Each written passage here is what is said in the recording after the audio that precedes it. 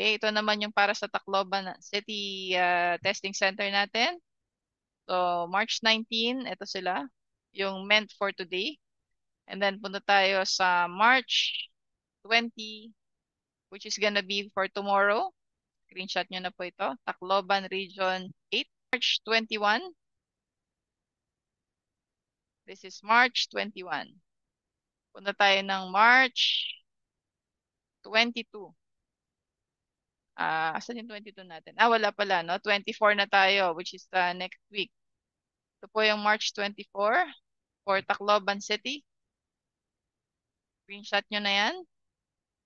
I'm just waiting kasi baka minsan blurry yung dating sa kanila eh. And then this is March 25. And then punta tayo sa March 26. Yan, ito po yung March 26 natin. March 27.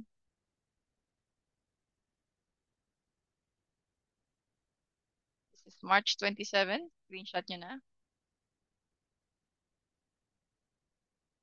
And now let's go to March 28. Okay, so this is March 28.